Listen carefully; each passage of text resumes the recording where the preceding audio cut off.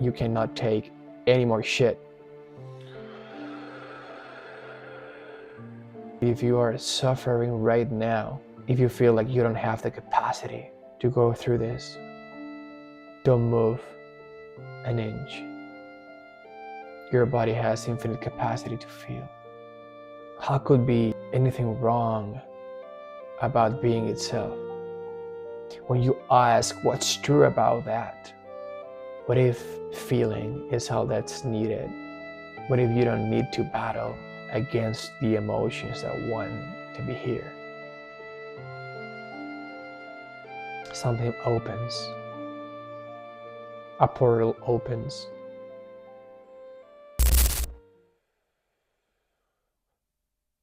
Sometimes it's like all we know is that there is a feeling of turmoil in our consciousness, in your experience. Sometimes all we know it's just that's chaos in the body. Like we need to do something about that. We need to solve a problem. It feels very urgent. Maybe we are just lying in bed or just sitting as I'm doing right now, and there is a feeling tone that suggests we need to do something about what's going on. And then we look into what's actually going on, and all we can find it's just thoughts and, let's say, unpleasant body sensations, uncomfortability in our body, in our own skin. We get to feel that, and at the same time we get to feel that inside those sensations, within the emotions and feelings themselves, there is the mandatory task of doing something about it. If you feel like that right now, if you are suffering right now, if you feel like you cannot take any more shit in your body, in the feeling tone, emotionally speaking too, if you feel like you don't have the capacity to go through this, don't move an inch.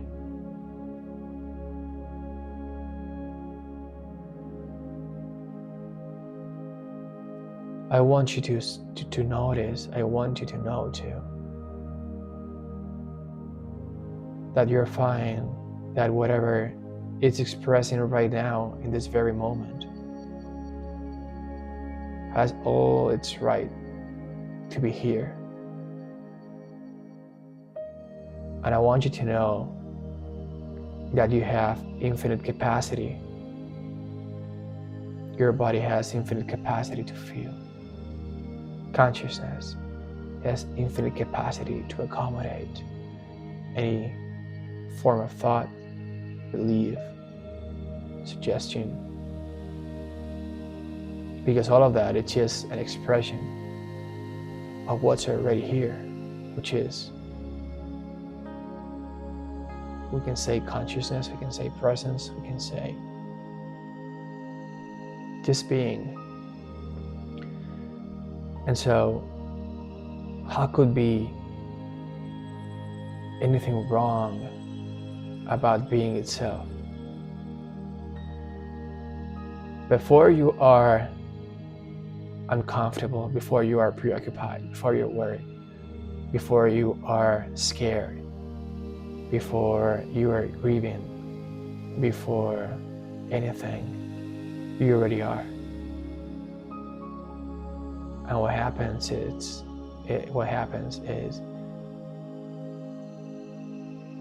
an energetic movement tied to a thought, and a sensation, some place in you, in the body. Takes ownership of what's going on. And in this taking ownership of what's already going on, there comes resistance. Resistance appears. It appears in the form of, I can't take it anymore. This is too much. It shouldn't be this way. So it can be very scary at times, very confusing, disorienting. But at the same time, that resistance is a very doorway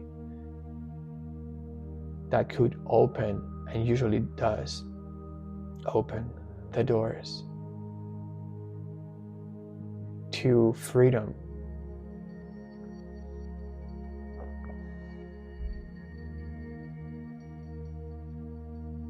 So what's true for you right now, you could ask.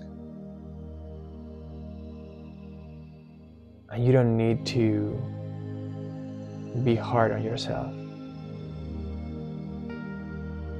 If you feel like something is not fair, if you're just playing some narrative, or better said, if a narrative is being played in consciousness, if consciousness is expressing itself as a narrative, let it run. Let it run free. Let it do what it wants to do. Let it tell the story. Let the narrative guide you through the very entrance that you want to get through in order to feel deeper. Because sometimes what happens, it's the moment you say to yourself, or out loud, whatever you want, what's true for you in this very moment. When you ask the sensations, maybe in your throat, maybe in your chest, maybe in your stomach, wherever it is, when you ask what's true about that, and you might find something like, it's just unfair. Life's been unfair to me right now.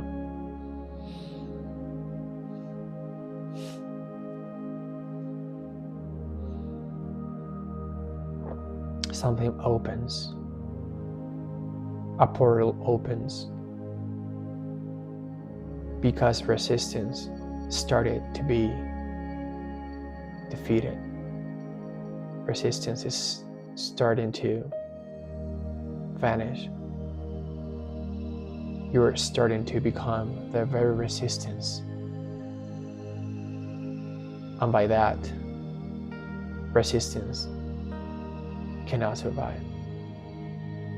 So what's left? The moment you ask what's true for me right now, what is true for this sensation, what is it, what does it want to say?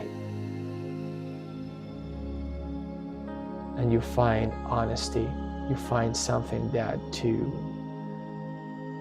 the narrative, to the conditioning that's being played out right now is true. Then compassion appears. It's unfair. It shouldn't go like this. Why did you do that to me? I don't deserve this.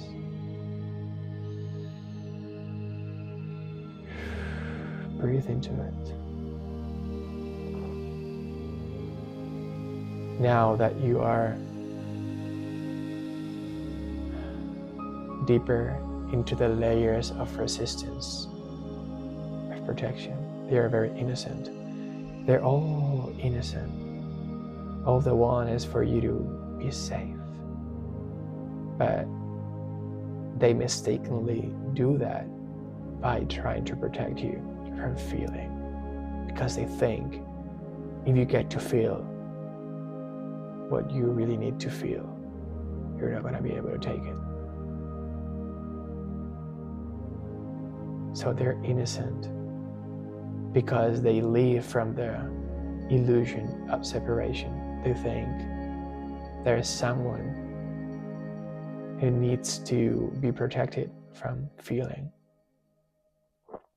But you're never going to find that one in the experience. So can you become the sensation itself? Can you not just be some place in your head focusing on the sensations in your body, but can you become the sensation? It might be very uncomfortable, it might be not pleasant at all, but can you be that as an expression of this very moment? If you're suffering, don't move an inch.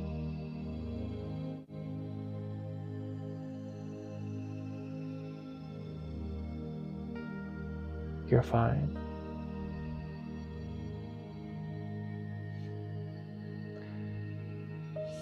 Maybe there is a narrative about a child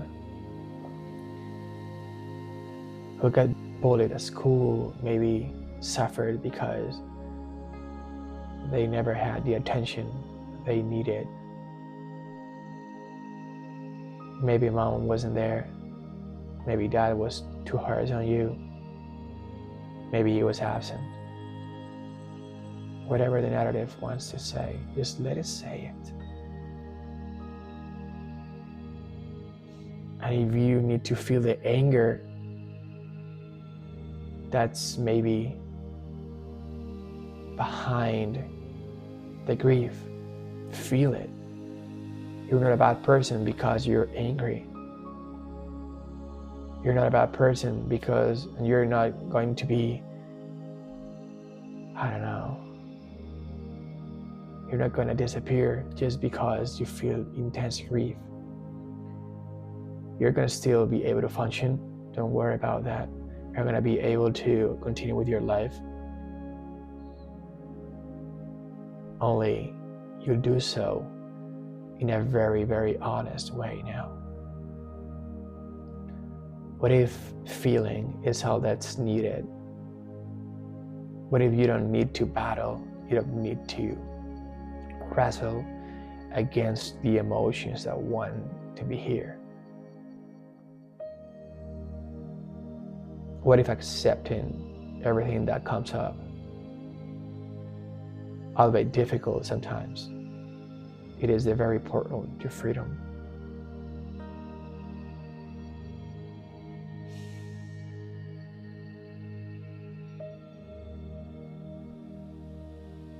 I love you.